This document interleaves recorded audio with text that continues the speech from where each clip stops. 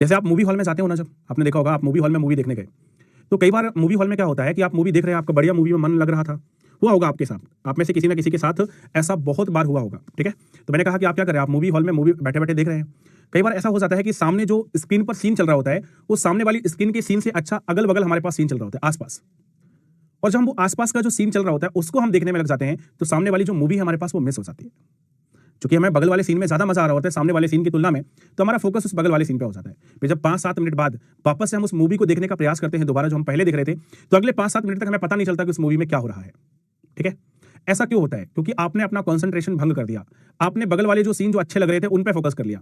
तो यहां पर जो हमारे पास मूवी चल रही है जिसका नाम है नंबर सिस्टम, इस मूवी पर अगर आप फोकस करके रखोगे तो हर एक चीज आपको क्लियर होगी, क्योंकि कोई भी बात ऐसी नहीं होगी जो मैं आपको बताऊंगा नहीं, जो मैं आपको सिखाऊंगा नहीं, हर बात मैं एक्सप्लेन करता हूं।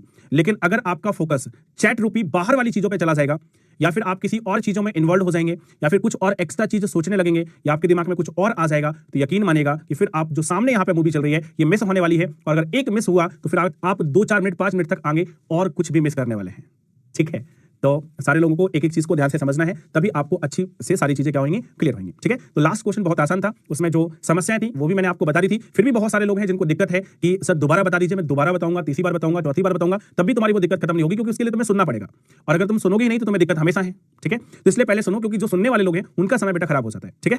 तो अब आपको क्या करना है, अगर पिछला वाला क्वेश्चन मैंने कुछ नहीं किया, केवल इतना था, बाकी सारा कुछ आपके सामने है, आप अपने हिसाब से जैसे चाहें वैसे आप, इसके बाद सॉल्यूशन है जो आप जैसा चाहे वैसा आप कर सकते हैं इसको, ठीक है। लेकिन अगर सुनोगे नहीं तो बेटा नहीं समझ में आएगा, ध्यान रखिएगा, इसलिए सुनना जरूरी है, चैट करो ना करो कोई फर्क नहीं पड़ता, ठीक है। अब अगला क्वेश्चन देखते हैं। इन्होंने कहा कि एक नंबर को हमें 136 से क्या करना है, डिवाइड करना है। A number when divided by 136, 136 से डिवाइड किया, लीव्स अ रिमाइंडर 36। तो जो शेषफल आता है 136 से विभाजित किया जाता है तो शेषफल कितना रहता है, 36 रहता है, लेकिन 36 रहता है। इन्होंने कहा कि इफ द सेम नंबर, अगर उसी नंबर को हम डिवाइड करें कितने से, 17 से, if the same number is divided bye 17, तो हमसे पूछा जा रहा है कि बताइए रिमाइंडर क्या होगा, शेष क्या होगा। पहले मैं आपको इसकी शॉर्ट ट्रिक बताता हूं डायरेक्ट, ठीक है, और फिर मैं इसका मेथड बताता हूं, दोनों आप समझना। सबसे पहले मैं आपको इसका मेथड नंबर 2 बता रहा हूं, क्योंकि जितने भी बच्चों को आता होगा या कभी इसको देखा होगा उनका दिल मानेगा नहीं। तो पहले मैं आपको इसका एग्जाम मेथड बता देता हूं कि ऐसा क्वेश्चन जब भी आएगा तो उसको आप एग्जाम में कैसे करोगे, ठीक है। ये जो पर्टिकुलर क्वेश्चन है इसका एग्जाम मेथड आप ध्यान से सुनिएगा कि हमारे पास क्या बनेगा। उसके लिए बेटा आपको करना क्या है, बस आपको ये ध्यान देना है कि जो पहला वाला हमारे पास रिमाइंडर है वो कितना है। पहले वाला रिमाइंडर हमारे पास कितना है, 36, उसको लेना है। और फिर आपको देखना है कि दूसरा वाला डिवाइजर कितना। देखो पहला ये हमारे पास क्या था, D1 यानी पहला डिवाइजर, ये हमारे पास D2 यानी कि दूसरा डिवाइजर था। ये हमारे पास क्या था, R1 था, और R2 हमें क्या करना है, निकालना है। तो हम क्या करेंगे, जो R2 है सॉरी R1 है यानी कि जो पहला वाला रिमाइंडर है उसमें हमें डिवाइड करना है किससे, D2 से, यानी दूसरे वाले डिवाइजर से, जो कि कितना है, 17। जब ये काम हम करेंगे तो कोसेंट हमारे पास क्या आएगा, हमें इससे कोई लेना देना नहीं है, ठीक है। फिर भी आप देख सकते हैं कोसेंट हमारे पास कितना आएगा, 2। और अगर मैं रिमाइंडर की बात करूं तो रिमाइंडर भी हमारे पास कितना आएगा, यहाँ पे 2। और उन्होंने हमसे पूछा क्या था, उन्होंने हमसे ये पूछा था कि बताइए रिमाइंडर कितना होगा। तो ये जो 2 आया यही हमारे पास यहाँ पे क्या है, आंसर है, और जो कि कहाँ पे दिया है, ऑप्शन नंबर डी में। तो ऑप्शन नंबर डी हमारे पास यहाँ पे क्या बन जाएगा, करेक्ट आंसर, ठीक है। लेकिन मेरे भाई ये तो रटने वाली बात होगी, है ना। ये जो भी कुछ आपने किया ये सारा क्या हो गया, रटने वाला काम हो गया। लेकिन ध्यान रखना एग्जाम में आपको हमेशा ऐसे ही करना है। लेकिन ये ऐसा हुआ क्यों, अब मैं आपको इसको समझा रहा हूं, और उसके लिए आपको बेसिक मेथड जानना है, यानी कि मेथड नंबर 1 जानना है, ठीक है। तो मेथड नंबर 1 यानी कि बेसिक मेथड, मैं आपको समझाने की कोशिश करता हूं कि ये क्वेश्चन कैसा क्या कह रहा है और इसको सॉल्व कैसे करना है। देखो सबसे पहले उन्होंने क्या कहा, उन्होंने कहा एक संख्या ले लो, मान लीजिए x हमारे पास एक संख्या है और इस संख्या को 136 से डिवाइड करना है। और ऐसा जब उन्होंने किया तो उन्होंने बताया कि जो रिमाइंडर है हमारे पास वो कितना आ गया, 36 आ गया, ठीक है। एक संख्या पता नहीं थी, मान लिया अपने मन से x, उसको 136 से डिवाइड करना है, रिमाइंडर कितना आएगा, 36। उन्होंने कहा दोबारा उसी संख्या को लीजिए और उसी संख्या को आप भाग करिए कितने से, 17 से, और बताइए कि हमारे पास जो शेष आएगा वो क्या आएगा।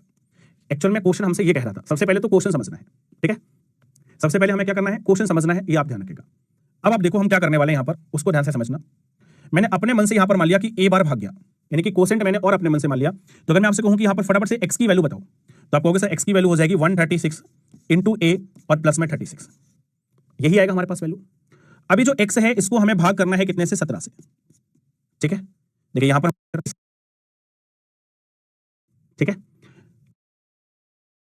मैथमेटिक्स में मैं आपसे कहूं राम या श्याम तो आप लिखोगे, ठीक है। इसलिए 17 से अलग हमने 136 को काट भेजा और इस 17 से 36 को भी क्या किया, अलग काट भेजा। आप ऐसे समझ लीजिए, मतलब दोनों को अलग अलग डिवाइड करना पड़ेगा। अब आप देखो जब हम ये काम करेंगे तो मैं यहां पर लिखता हूं थोड़ा सा आपको समझाने के लिए। जब आप 17 से 136 को डिवाइड करोगे तो हमारे पास पूरा पूरा डिवाइड हो जाएगा। 17 से इसको डिवाइड करोगे तो कितनी बार बेटा, 8 बार। और 8 बार डिवाइड होने का मतलब है यहां पर रिमाइंडर कितना आएगा, 0 आएगा। और जब 17 से इसको डिवाइड करोगे तो 2 बार जाएगा, 17 दूना 34 और रिमाइंडर कितना बचेगा, 2। ये मैंने रिमाइंडर लिखा, ये हमारे पास रिमाइंडर है और ये भी क्या है, रिमाइंडर है। तो आप देखो यहां पर ओवरऑल रिमाइंडर हमारे पास कितना है, 2 है, ठीक है। अब यहां से आपने क्या सीखा है उसको समझना। यहां से हमने सीखा कि देखिए जब 17 से हमने 136 को भाग किया तो भाग गया 8 बार, यानी कि कोसेंट कितना आया 8 और रिमाइंडर कितना आया 0। मतलब इससे ये वैल्यू कंप्लीटली क्या हो गई, डिविजिबल हो गई। और जब इससे ये वैल्यू पूर्णतः विभाजित हो गई तो यहां से तो 0 मिला हमारे पास, यानी कि हमारे पास जो आंसर है, जो भी हमारे पास आंसर आएगा उसके लिए केवल इतना ही पोर्शन जिम्मेदार रहेगा। ये वाला पोर्शन हमारे पास क्या होगा, फाइनली आंसर के लिए जिम्मेदार होगा। क्यों? क्योंकि यहां से हमारे पास रिमाइंडर कितना मिलने वाला है, 0 मिलने वाला है। यहां से हमारे पास रिमाइंडर कितना मिलने वाला है, 0 मिलने वाला है। यही कारण रहा कि एग्जाम मेथड में मैंने केवल किसको फोकस किया, केवल सेकंड वाले पार्ट को फोकस किया। और सेकंड वाला पार्ट आप यहां पे देख सकते हैं, ये हमारे पास लिखा हुआ है। ठीक है, सेकंड वाला जो पार्ट है वो हमारे पास यहां पर लिखा हुआ है, इसको आप देख सकते हैं। तो ये मैंने क्यों किया था मेथड नंबर 2 में। ये जो डायरेक्ट शॉर्ट ट्रिक आई थी वो कहां से आई थी, इस बेसिक मेथड से आई थी। ये बेसिक मेथड आपको एक बार समझना है। ठीक है, अब एक क्वेश्चन आपका और बचा होगा, उसका उत्तर मैं और कर देता हूं, फिर मैं आपसे पूछूंगा कि आप सभी को समझ में आया कि नहीं आया। अब देखिए जैसे 136A लिखा था यहां पर और इसको मैंने 17 से भाग किया। ठीक है, इसको अलग से लिख देता हूं ताकि ये बात भी आपको समझ में आ जाएगी। हमारे पास वैल्यू थी 136A, इसको मैंने 17 से भाग किया था, लेकिन 17 से तो इसको भी थोड़ा सा समझ लेते हैं डिटेल में। इसका मतलब बेटा क्या है, इसका मतलब है 136 गुणा में A और बटे में 17। और मैंने आपको सिखाया कि देखिए अगर कोई चीज गुणा में लिखी है, मल्टीप्लाई में लिखी है, तो किसी एक को डिवाइड करने की जरूरत है। तो आपने वहां पे देखा कि जब 17 से हमने 136 को डिवाइड किया तो 8 बार चला गया, यानी कि यहां पर पूरा पूरा भाग चला गया। तो मैंने कहा कि रिमाइंडर क्या आएगा, 0। अब आपके दिमाग में ये क्वेश्चन आएगा कि सर यहां तो 136 तो था नहीं, यहां पे तो 136 इंटू ए था। जो संख्या लिखी थी वो क्या 136 बटे 17 थी? नहीं गुरुजी, नहीं थी। संख्या तो हमारे पास इंटू ए था। बेटा ए की वैल्यू क्या हो सकती है, सबसे पहले वो समझो। ए हमारे पास क्या था, कोसेंट। ए हमारे पास बेटा क्या था, कोसेंट था। और अगर हमारे पास ए कोसेंट था तो इसकी वैल्यू हमारे पास क्या क्या हो सकती है, सबसे पहले हम उसकी बात करते हैं। तो 1 हो सकती है, 2 हो सकती है, 3 हो सकती है, 4 हो सकती है, 5 हो सकती है, 6 हो सकती है, 7 डॉट डॉट सो ऑन। ठीक है, अब आपको मैं चेक कराता हूं। देखो मैंने कहा ए की वैल्यू कुछ भी हो सकती है, तो अगर ए की वैल्यू 1 है, ठीक है, तब तो हमारे पास ये 136 बटे 17 आएगा। और इससे आप देखोगे तो हमारे पास कोसेंट कुछ भी आए, लेकिन रिमाइंडर हमें कंफर्म है कि क्या होगा, 0 होगा। हमें कोसेंट से मतलब नहीं है, रिमाइंडर से मतलब है। अब अगर मैं यहाँ पे 2 लेता हूं तो 136 इंटू 2 अपॉन में 17, ध्यान से समझना। इसका मतलब हो जाएगा 272। 272 में आप 17 का भाग दोगे, कोसेंट कुछ भी आएगा, आप चेक कर लीजिए, रिमाइंडर हमारे पास क्या आएगा, 0 आएगा। अगर हम यहाँ पर 136 इंटू 3 लेते हैं, अपॉन में हमारे पास 17 आएगा, तब देखो 6 या 18, हासिल 1 3 का 9 और 1 10, हासिल 1 3 1 3 और 1 कितना 4, तो हमारे पास 408 आ जाएगा बटे में 17। आप देखो कुछ भी कहो, यहाँ पे सॉल्व करोगे, कोसेंट कुछ भी आए, रिमाइंडर हमारे पास यहाँ पे क्या आएगा, 0 आएगा। इसी तरीके से आप किसी को भी डिवाइड कर लीजिए, ठीक है, आपको हर जगह यहाँ पर जो रिमाइंडर मिलेगा वो क्या मिलेगा बेटा, 0 मिलेगा। हर एक जगह पर रिमाइंडर क्या आएगा, 0 आएगा। यही तो सिखा रहा था मैं वहां पे आपको कि अगर कोई चीज आपके पास गुणा में लिखी है तो चाहे आप इसको डिवाइड कर लो चाहे इसको, अगर हमारे पास एक वैल्यू डिवाइड हो गई तो इसके जितने भी मल्टीपल होंगे वो सारे भी डिविजिबल होंगे। जैसे समझना, अगर मैं आपसे कहूं कि 38 19 से डिविजिबल है, 19 से 38 क्या है, डिविजिबल है, तो 38 के जितने भी मल्टीपल होंगे, अगर मैं आपसे पूछूं कि बताइए 38 गुणा 14 क्या डिविजिबल होगा, आप कहोगे हाँ। अगर मैं आपसे कहूं कि 38 गुणा 144 डिविजिबल होगा, आप कहोगे हाँ। अगर मैं कहूंगा 38 गुणा 1168 का डिविजिबल होगा, आप कहोगे हाँ। ठीक है, तो अगर कोई एक संख्या डिविजिबल है तो उसके जितने भी मल्टीपल होंगे, जितने भी गुणांक होंगे, यानी कि जितने भी गुणा करने पर अंक आ रहे होंगे, चाहे 1 का गुणा करने पर आए, चाहे 4 का गुणा करने पर आए, 3 के गुणा करने पर आए, 5 का गुणा करने पर आए, 6 का गुणा करने पर, कितने भी गुणा करने पर आए, सारे क्या होंगे, डिविजिबल होंगे।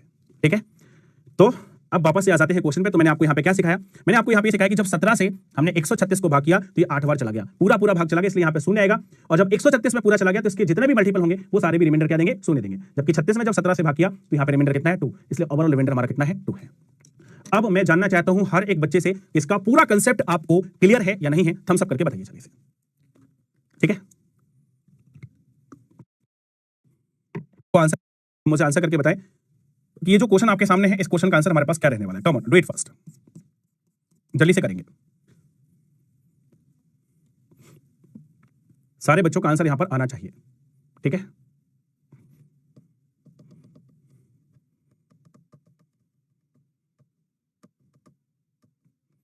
चलो तो यहाँ पे लोगों का आंसर, हाँ फटाफट से देखो, आंसर एबीसी के फॉर्म में करना बेटा, एबीसी के फॉर्म में आंसर करना है। अगर आपका आंसर ए है तो ए टाइप कीजिए, बी है तो बी टाइप कीजिए, सी है तो सी टाइप कीजिए, डी है तो डी टाइप कीजिए, जो भी आपका आंसर है उसको टाइप करना है आपको ऑप्शन में। ठीक है, चलो तो ज्यादातर लोग ऑप्शन नंबर सी के साथ जा रहे हैं। देखें अभी मैंने आपको जो ट्रिक बताई थी उसके अकॉर्डिंग आप फटाफट से इस क्वेश्चन का सॉल्यूशन जो है वो बना सकते हैं, एक लाइन में आपका खत्म हो सकता है। देखें सबसे पहले हमें 52 से डिवाइड करना है और शेष हमारे पास क्या बचेगा, 27 बचेगा। तो मैंने आपको क्या बताया शॉर्ट ट्रिक में, मैंने कहा सबसे पहले आपको रिमाइंडर 1 लिखना है, और रिमाइंडर 1 हमारे पास बेटा 52 नहीं है, क्या है, 27। कुछ गधे पिछले क्वेश्चन में पूछ रहे थे कि सर आपने ये वाला क्यों नहीं लिखा। ठीक है, कुछ पूछ रहे थे कि सर इस क्वेश्चन में, जब मैं इस क्वेश्चन में था, इस क्वेश्चन में तो पूछे थे सर आपने 136 क्यों नहीं लिखा, 36 क्यों लिखा। मैंने गधे बताया यहाँ पे साफ साफ तुमको कि R1 लेना है। ठीक है, और R1 हमारे पास 52 नहीं है, R1 क्या हमारे पास 27 है, और इसके बाद इसको डिवाइड करना है किसे, सेकंड वाले डिवाइजर से, और सेकंड वाला डिवाइजर हमारे पास 13 है ना कि 52 है, ठीक है। तो 13 से डिवाइड कर दो। जब ये काम करेंगे तो मैंने कहा कोसेंट कितना भी आएगा फर्क नहीं पड़ता, लिखने की जरूरत नहीं है, आपको रिमाइंडर लिखना है। रिमाइंडर मेरे भाई कितना आएगा, 1 आएगा, और यही हमारा क्या है, करेक्ट आंसर है।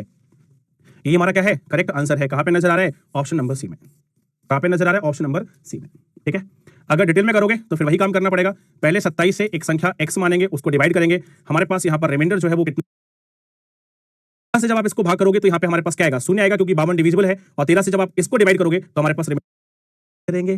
अरे मेरे भाई, मैंने तुम्हें ये थोड़ी ना कहा कि क्वेश्चन में केवल 17 आएगा या क्वेश्चन में केवल 136 पूछा जाएगा। ये बच्चे होंगे उनको भी समझ में आ गया होगा। पोल का रिजल्ट नहीं बताया, पोल का रिजल्ट जरा तुम लोगों को दिखा दो। पिछले क्वेश्चन का आंसर हमारे पास क्या था, ऑप्शन नंबर सी था, है ना। ऑप्शन नंबर सी आंसर था। पोल का रिजल्ट दिखा देते हैं। 84% लोगों ने सही जवाब दिया था। और अगर मैं टॉप 5 की बात करूं तो निखिल थे, नूरजहां थी, प्रीति कुमारी थी, राजा थे और विजय कुमार थे। हमारे टॉप 5 कैंडिडेट थे पिछले वाले पोल के, ठीक है। चलिए अब इसको समझना है। देखो अब स्पेशल समझना। हमारे पास एक संख्या क्या है, n है। एक संख्या n है। इस n को हमें 6 से डिवाइड करना है। ध्यान से समझना, मैं थोड़ा ऐसे लिख रहा हूं। n है, इसको हमें डिवाइड करना है कितने से, 6 से, ठीक है। अपनी देसी वाली तरीके में लिखता हूं। इन्होंने कहा ऐसा करने पर रिमाइंडर हमारे पास क्या हो जाता है, 4 हो जाता है। देखो जब ऐसा किया तो कोसेंट कितना है उसका नहीं पता, लेकिन रिमाइंडर हमारे पास 4 आया, ऐसा बताया गया। रिमाइंडर कितना है, 4 आया। आगे इन्होंने कहा क्या, what will be the reminder if number 2n is divided by 6। इन्होंने कहा कि अगर 2n को हम 6 से डिवाइड करें तो ये हमसे पूछ रहे हैं कि बताइए जो रिमाइंडर आएगा वो हमारे पास क्या होगा, ठीक है। कोसेंट से हमें कोई लेना देना नहीं, लेकिन यहां पर रिमाइंडर भी पूछा तो मैं कोसेंट लिखूं ना लिखूं इससे मैंने कहा कोई लेना देना नहीं है, क्योंकि इसकी कोई चर्चा ही नहीं हो रही है हमारे पास, ठीक है। अब आपको मैं कंसेप्ट पहले सिखाता हूं और कंसेप्ट के बाद आपका आंसर जो है वो तुरंत आ जाएगा, ठीक है। देखिए अभी हम रिमाइंडर के बारे में भी पढ़ने वाले हैं, लेकिन रिमाइंडर के बारे में एक बात मैं बता देता हूं, वो आप लोग यहां पे समझ लो, ठीक है। रिमाइंडर के बारे में एक स्पेशल बात हम लोग बताते हैं कि जो रिमाइंडर होता है हमारे पास, ठीक है, ये हमेशा क्या होता है, डिवाइजर से छोटा होता है। रिमाइंडर की एक खासियत आप ध्यान रखना कि हमेशा डिवाइजर से क्या होगा, छोटा होगा। ऐसे लिख देते हैं, रिमाइंडर जो है वो हमेशा छोटा होता है किससे, डिवाइजर से। ये बात आपको ध्यान रखनी है। अभी जब हम लोग रिमाइंडर के बारे में पढ़ेंगे, चौथा टॉपिक हमारा रिमाइंडर है, तब मैं आपको ये बातें दोबारा बताऊंगा। लेकिन हमेशा ध्यान रखना कि जो शेष आता है, जो शेषफल आता है वो हमेशा छोटा होता है किससे, भाजक से। भाजक से छोटा आएगा हमेशा। ये बात आपको यहाँ पे क्या करनी है, ध्यान रखनी है। अब आप देखो सीधा सीधा लॉजिक आप समझना। यहाँ पर हमारे पास संख्या थी n और यहाँ पे संख्या होगी 2n, मतलब संख्या क्या होगी, जस्ट डबल होगी। संख्या अगर आप देखोगे जस्ट क्या है, डबल है। और अगर मैं डिवाइजर देखूं जिससे हम भाग कर रहे हैं वो हमारे पास क्या है, सेम है, ठीक है। तो ध्यान रखना, अगर हमारे पास संख्या जो भाग करने वाली संख्या है वो सेम है, लेकिन जिसमें भाग करना था, मतलब जो हमारा डिविडेंड था वो पहले का क्या हो गया, डबल। अगर डिविडेंड डबल हो जाता है तो कोसेंट भी डबल होएगा, ठीक है। माफ कीजिएगा, यहां से अगर मैं कोसेंट की बात करूं तो ये भी हमारे पास डबल हो जाएगा, और अगर मैं रिमाइंडर की बात करूं तो ये भी हमारे पास क्या हो जाएगा, डबल हो जाएगा। मतलब जो चेंज संख्या के अंदर आएगा वही चेंज कोसेंट के अंदर भी आएगा और वही चेंज रिमाइंडर के अंदर भी आएगा। ये कंसेप्ट आपको क्या करना है, याद रखना है, ठीक है। और अगर ये कंसेप्ट आपको याद है तो आप फटाक से यहां पर आंसर निकाल सकते हो तुरंत, ठीक है। अगर मैं ये कंसेप्ट लगाऊंगा तो इस कंसेप्ट के अकॉर्डिंग आप कहोगे कि सर जो रिमाइंडर है, जैसे आपने कंसेप्ट लगाया तो आप कहोगे सर रिमाइंडर इस कंसेप्ट के अकॉर्डिंग 4 गुणा 2 यानी कितना आएगा, 8 आएगा। इस कंसेप्ट के अकॉर्डिंग हमारा रिमाइंडर कितना आएगा, 8। लेकिन ये बात आप जानते हैं कि जो रिमाइंडर है वो हमेशा डिवाइजर से क्या होता है, छोटा। तो जब भी कभी आपका रिमाइंडर आ जाए, आपको एक बात हमेशा चेक करनी है कि क्या रिमाइंडर हमारा डिवाइजर से ज्यादा तो नहीं आ गया। डिवाइजर मतलब जिस संख्या से आप भाग करते हो, भाग किससे कर रहे थे बेटा, 6 से। तो यहां पर आपने देखा कि रिमाइंडर हमारा 6 से ज्यादा आ गया, इसलिए आपको क्या करना पड़ेगा, ये जो हमारा रिमाइंडर है इसको एक बार दोबारा भाग करना पड़ेगा किससे, डिवाइजर से। और जब ऐसा काम हम करेंगे तो यहां पे सीधा मैं रिमाइंडर लिखता हूं। जब इसको आप काम, ये वाला काम करेंगे तो रिमाइंडर हमारे पास कितना आएगा बेटा, 2। तो ये जो हमारे पास वैल्यू आई है यहाँ पे, यही हमारा क्या है, करेक्ट आंसर है। यही हमारे पास क्या है, यहाँ पे करेक्ट आंसर है। यानी कि ऑप्शन नंबर बी क्या बन जाएगा, हमारा सही जवाब, ठीक है। ऑप्शन नंबर बी क्या हो जाएगा हमारे पास, यहाँ पर एकदम सही जवाब हो जाएगा। अब जो मैंने टेक्निक सिखाई है, इस टेक्निक को मैं देखना चाहता हूं। एक क्वेश्चन आपके पास और है, फटाफट से आप लोग इसको करिए और मेरे को जल्दी से आंसर बताइए कि इसका आंसर क्या रहने वाला है। अगला क्वेश्चन आपके सामने, सॉल्व करिए जल्दी से। ये जो टेक्निक, ये जो तरीका, ये जो ट्रिक मैंने आपको बताई है, इसका आंसर आपको फटाफट से बताना है। इसका आंसर हमारे पास क्या बनेगा।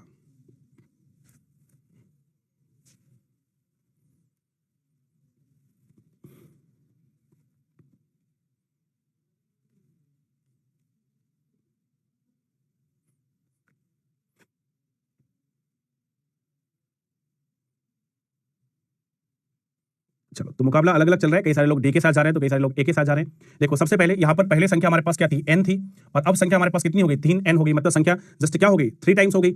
और आप देख सकते हैं जो डिवाइजर है, मतलब जिससे हमें भाग करना है, वो संख्या हमारे पास क्या है, सेम है। और पहले शेष हमारे पास कितना बच रहा था, 2 बच रहा था। पहले अगर शेष 2 बच रहा था तो यहाँ पर जैसे आपने देखा कि ये कितना हुआ, 3 टाइम्स हुआ। ये कितना हुआ, 3 गुना। तो हमारे पास भाई साहब जो शेष है ये भी कितना हो जाएगा, 3 गुना। यानी कि इसके अकॉर्डिंग शेष हमारे पास बचना चाहिए कितना, 6 बचना चाहिए, ठीक है। रिमाइंडर जो है हमारे पास कितना आ जाएगा, 6 आ जाएगा। लेकिन ध्यान से समझना, जैसे मैंने कहा कि रिमाइंडर हमारे पास 6 है और आपने देखा कि जिस संख्या से हमें भाग करना था वो संख्या कितनी है, 5 है। इसलिए मुझे क्या करना पड़ेगा, इस 6 को एक बार फिर से 5 से भाग करना पड़ेगा, और 5 से जब आप इसको फिर से भाग करोगे तो जो हमारे पास शेष आएगा, यानी कि जो रिमाइंडर आएगा, कितना आएगा मेरे भाई, 1 आएगा। तो 1 हमारे पास यहाँ पे क्या है, सही जवाब है, और जो कि कहाँ पे दे रखा है, ऑप्शन नंबर ए में दे रखा है। ऑप्शन नंबर ए हमारे पास क्या है, करेक्ट आंसर है। ठीक है, बताइए क्या तरीका समझ में आ गया इस क्वेश्चन को करने का?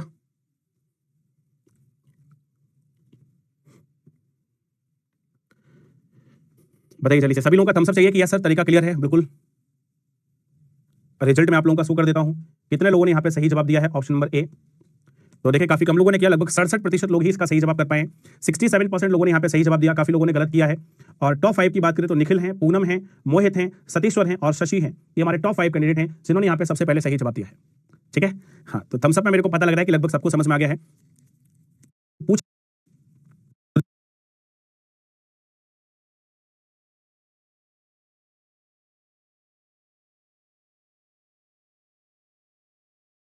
देखिए शेष फल हमारे पास 395 प्राप्त हो जाता है। एक संख्या है हमारे पास, क्वेश्चन भी मैं लिखता चल रहा हूं साथ साथ, जिससे दोबारा मैं नहीं पढ़ना पड़ेगा। एक संख्या मान लीजिए हमारे पास x है, और इसको एक निश्चित डिवाइजर से डिवाइड करना है, मान लीजिए a से भाग करना है, और उन्होंने बताया कि ऐसा करने पर जो रिमाइंडर है वो हमारे पास 395 आ जाता है, 395। ठीक है, पहले क्वेश्चन समझ लेना, एक निश्चित संख्या को एक निश्चित डिवाइजर से यानी कि भाजक से भाग करने पर शेष फल 395 प्राप्त होता है। फिर उन्होंने कहा कि एक दूसरी संख्या में लेनी है, if another number is divided by the same divisor. अच्छा, एक बात और समझ ले, अगर किसी भी बच्चे का आंसर, जैसे मैंने ये क्वेश्चन लिखा और किसी भी बच्चे का आंसर आ गया, तो आप समझना कि या तो उसने तुक्का लगाया है या फिर उसने पहले पढ़ लिया है। ठीक है, अगर कोई पहले पढ़ लिया होगा तो वो अपने आप को ये शो करने की कोशिश करेगा कि वो सबसे ब्रिलियंट व्यक्ति है इस दुनिया का।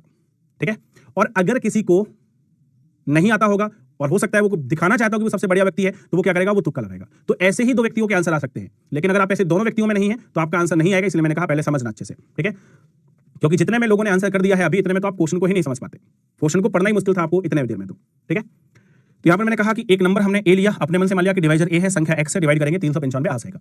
उन्होंने कहा कि एक दूसरी संख्या है, उसको उसी डिवाइजर से डिवाइड करना है, मतलब एक दूसरी संख्या मान लीजिए 22 है। ठीक है, डिवाइड हमें ए से ही करना है, और ऐसा करने पर रिमाइंडर हमारे पास जो आ रहा है वो कितना आ रहा है, उन्होंने बताया कि 234 रिमाइंडर आता है। कितना रिमाइंडर आता है, 234, यानी कि 234 रिमाइंडर हमें प्राप्त होता है। ठीक है, फिर आगे उन्होंने कहा कि if some of the number, आगे वो कह रहे हैं कि यदि संख्याओं के योग को, अब देखो संख्या पहली x थी, दूसरी y थी, तो दोनों संख्याओं का योग क्या होगा, x प्लस वाई। हमसे कह रहे हैं कि अगर दोनों संख्याओं के योग यानी कि x प्लस वाई को हम डिवाइड करें सेम डिवाइजर से, उन्होंने कहा कि उसी भाजक से विभाजित करें, मतलब a से ही भाग दें, तो ऐसा करने पर हमें जो शेष प्राप्त होता है वो 132 प्राप्त होता है। कितना प्राप्त होता है, 132। ठीक है, तो उन्होंने पूछा है कि बताइए फाइंड द डिवाइजर, जो हमारे पास डिवाइजर है वो क्या होगा, यानी कि वो हमसे पूछना चाह रहे हैं कि जो a आपने डिवाइजर माना है, a की वैल्यू क्या होगी। ठीक है, तो पहले मैं आपको बता रहा हूं इसकी शॉर्ट ट्रिक कि डायरेक्ट आपको इस क्वेश्चन को कैसे करना है, यानी कि इसका एग्जाम मेथड में बता रहा हूं, फिर मैं आपको इसका बेसिक सिखाता हूं। लेकिन उससे पहले मेरे को आप एक बार बता दीजिए कि क्वेश्चन क्या कह रहा है, कि आप सभी को समझ में आ गया। ये जो मैंने यहां पर आपको क्वेश्चन समझाने की कोशिश की, क्वेश्चन क्या कह रहा है ये मुझे पूरी उम्मीद है कि आपको समझ में आ गया होगा। बस आपको कंफर्मेशन देना है कि क्या क्वेश्चन क्लियर है सभी को, क्वेश्चन क्या कह रहा है। यस, बहुत बढ़िया, बहुत बढ़िया, बहुत बढ़िया, सभी को क्वेश्चन समझ में आ गया है। तो देखिए इसका एग्जाम मेथड हमसे ये कहता है कि जब हम लोग क्या करेंगे, जो पहला रिमाइंडर है R1 उसको लेंगे, जो दूसरा रिमाइंडर है R2 उसको लेंगे, और जो तीसरा रिमाइंडर है R3 उसको लेंगे। और कैसे लेंगे, इस तरीके से। और जब इस तरीके से हम लेंगे तो हमें क्या मिल जाएगा, या तो हमें डिवाइजर मिलेगा, या फिर मल्टीपल ऑफ डिवाइजर मिलेगा। ठीक है, ऐसे लिखते हैं, या तो डिवाइजर मिलेगा या फिर हमें क्या मिलेगा, मल्टीपल ऑफ डिवाइजर। ठीक है, डिवाइजर का मतलब तो आप जानते हैं कि हमें भाजक मिल जाएगा सीधा डायरेक्ट जब ये काम हम करेंगे, और या फिर मैंने कहा कि भाजक का क्या मिलेगा, गुणांक। इसका क्या मतलब है वो समझाता हूं। ठीक है, भाजक का गुणांक इसको समझाता हूं। तो सबसे पहले आप ये करिए, यहां पर मैं सॉल्यूशन कर रहा हूं इसका। ठीक है, जैसे इसका मुझे आंसर निकालना है, तो इसका आंसर हमारे पास क्या आएगा, इसका आंसर हमें निकालना है, तो देखो कैसे निकालेंगे, समझो। 395 और प्लस में हमारे पास होगा 234 और माइनस में कितना होगा, 132। ठीक है, ऐड करते हैं, 5 4 9 9 3 12 हासिल 1 3 2 5 और 1 6, 629 में से 132 क्या करना है, घटाना है। 9 में से 2 जाएगा 7 बचेगा, और 9 3 12 हो जाएगा, हासिल 1 2 हो जाएगा, 6 में से 4 जाएगा, 6 में से 2 जाएगा 4 बचेगा, 497, 497। तो मुझे पूरा उम्मीद है कि सभी का आंसर आ चुका होगा। 497 हमारे पास यहाँ पे क्या है, करेक्ट आंसर है। अब मैंने कहा कि जब आप ये करते हो R1 plus R2 minus R3, तब हमें सीधा क्या मिलता है, डिवाइजर। जैसे यहां पर आपने जब किया तो 497 आया, और आपने देखा कि जो हमारे पास ऑप्शन है उसमें भी 497 अवेलेबल था, कोई दिक्कत नहीं हुई। लेकिन कई बार ऐसा होता है कि जब आप ये काम करते हो R1 plus R2 minus R3, तो जो वैल्यू यहां पर आती है वो वैल्यू हमारे पास ऑप्शन में नहीं होती। ठीक है, तो अगर कभी भी ऐसा हो जाए कि जो वैल्यू यहां पर आ रही है वो हमारे ऑप्शन में नहीं है, तो आप क्या करना, ऑप्शन उठाना। ठीक है, जैसे मान लीजिए यहां पर हमें 91 दिया होता और 91 तो यहां पे आया नहीं, तो आप 91 उठाते और 91 से इसको क्या करते, भाग करते, डिवाइड करते। अगर 497 में 91 का पूरा पूरा भाग चला जाता तो आप कहते हो ऑप्शन नंबर ए आंसर है। ठीक है, या अभी भी कर सकते हो, जैसे यहां पे 491 है, तब देखो 491 से अगर हम इसमें भाग करेंगे तो पूरा पूरा भाग नहीं जा रहा, इसका मतलब ये हमारा आंसर नहीं हो सकता। 593 से अगर हम इसमें भाग करेंगे भैया तो ज्यादा हो गया, तो ये भी हमारा आंसर नहीं हो सकता। 392 से अगर हम इसमें भाग करेंगे तो इसका भी भाग नहीं जाएगा, ये भी हमारा आंसर नहीं होगा। और 497 से जब आप इसमें भाग करेंगे तो इसका भाग चला जाएगा, मतलब ये हमारा क्या है, उत्तर है। ठीक है, बताओ चलिए, कोई प्रॉब्लम आपको एग्जाम मेथड समझ में आ गया? फिर मैं इसका बेसिक बता रहा हूं अभी आपको, सभी को बताना पहले कि जो डायरेक्ट ट्रिक है, क्या आप सभी को क्लियर है? R1, R2 और R3। ठीक है, ये हमारे पास तीनों बिल्कुल क्वेश्चन ऐसा ही आएगा। देखिए, जब ट्रिक की मैं बात करता हूं, जब मैं आपको एग्जाम मेथड या जिसको आप ट्रिक बोलते हो, शॉर्ट ट्रिक बोलते हो, तो ये हमेशा ध्यान रखना। इसीलिए मैं आपको बेसिक मेथड बताता हूं। जैसे आपके मन में किसी का सवाल है, जैसे अगर R2 ना दिया हो, R3 ना दिया हो, अगर केवल R1 R2 हो, R3 हो ही ना, तब हम क्या करेंगे? इसी के लिए हमें बेसिक समझना होता है, क्योंकि शॉर्ट ट्रिक का मतलब है बिल्कुल ऐसा ही होना चाहिए, कुछ भी अलग नहीं होना चाहिए। अगर कुछ भी अलग होगा तो ये एग्जाम मेथड नहीं लगेगा। एग्जाम मेथड तभी लगेगा सब बिल्कुल ऐसा ही आएगा। हाँ, 395 की जगह वो कुछ भी दे दे, 234 की जगह वो कोई भी संख्या दे दे, 132 की जगह कोई भी संख्या दे दे, ऑप्शन कुछ भी दे दे, उससे फर्क नहीं पड़ेगा, क्योंकि संख्याएं बदलेंगी, ऑप्शन बदलेगा, पैटर्न यही होगा, तभी यही शॉर्ट ट्रिक लगेगी। अब मैं आपको इसका बेसिक समझाता हूं, बेसिक समझना। देखिए, सबसे पहले एक संख्या थी ए। ठीक है, बेसिक मेथड में बताता हूं, बेसिक मेथड समझना, बेसिक मेथड हमसे क्या कह रहा है। ठीक है, इस क्वेश्चन का जो बेसिक मेथड है उसको आपको समझना है। एक संख्या ए थी, ए से हमने एक्स को डिवाइड किया था, रिमाइंडर हमारे पास मिला था 395। मान लीजिए ये पी बार गया था, भाग हमारे पास कितनी बार गया था, पी बार। तो यहां से हम समझ सकते हैं कि जो एक्स है इसकी वैल्यू हमारे पास क्या आ जाएगी, ये आ जाएगी हमारे पास ए पी और प्लस में कितना 395, ये आ जाएगा, आपका हो गया। फिर हमने एक दूसरी संख्या ली थी वाई, और इस संख्या में मान लीजिए क्यू बार भाग गया था, रिमाइंडर उन्होंने आई थिंक बताया था 234। ठीक है, 234 शेष था। तो यहां से अगर मैं आपसे कहूं कि बताइए बाई की वैल्यू क्या होगी, तो आप कहोगे सर ए क्यू और प्लस में हमारे पास हो जाएगा 234, यही हो जाएगा। फिर उन्होंने कहा था कि दोनों संख्याओं का प्लस लेना है, हमें एक्स प्लस वाई लेना है। तो आप देखो एक्स प्लस वाई करोगे तो क्या आएगा, ए पी आएगा, प्लस में ए क्यू आएगा, प्लस में 395 आएगा और प्लस में 234 आएगा। ठीक, अब उन्होंने कहा था कि जो x प्लस वाई है इसको वापस से भाग करना है a से, तो इसको a से भाग करने का मतलब इस पूरी संख्या को हमें a से भाग करना है। ठीक है, इस पूरी संख्या को क्या करना है, a से भाग करना है।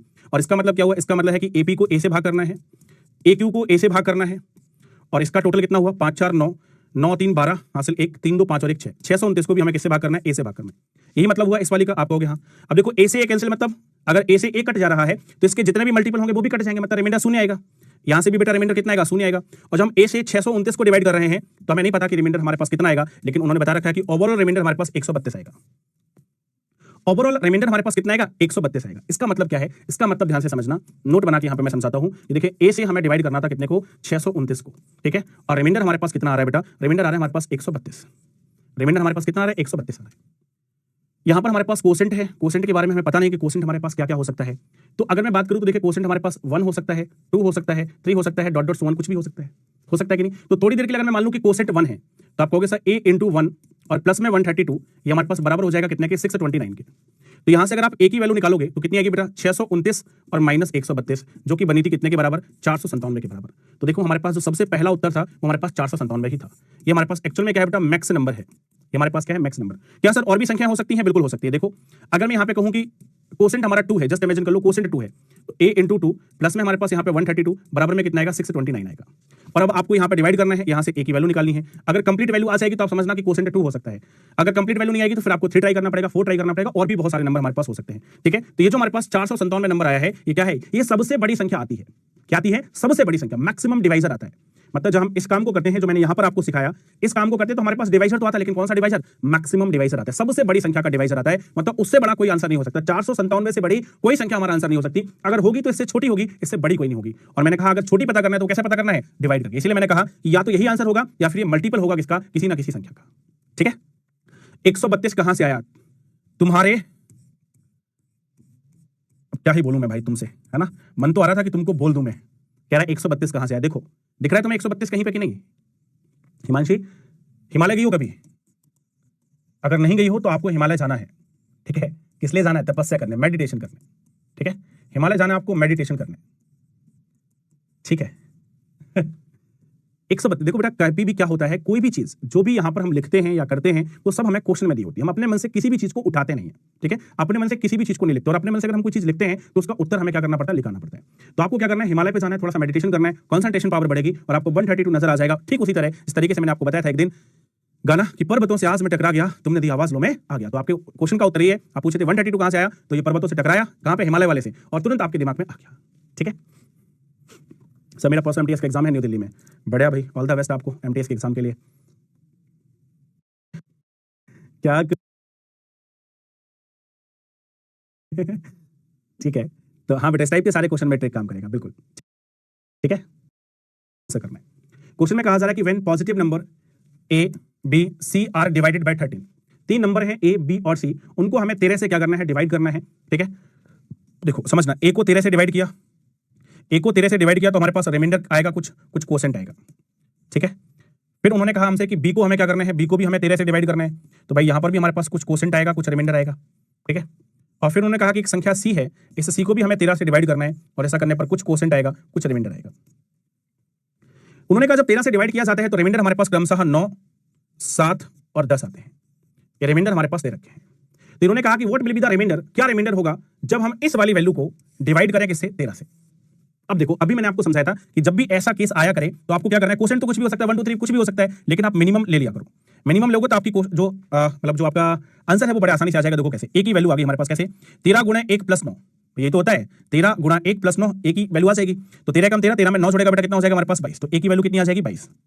ऐसे अगर मैं बी की बात करूं तो देखो कितना हो जाएगा, 13 कम 13, 13 और 7 कितना 20, तो बी की वैल्यू हमारे पास आ जाएगी 20। और सी की वैल्यू की बात करूं तो 13 कम 13 और 10 कितना 23। तो देखिए हमारे पास ये सी की वैल्यू आ गई।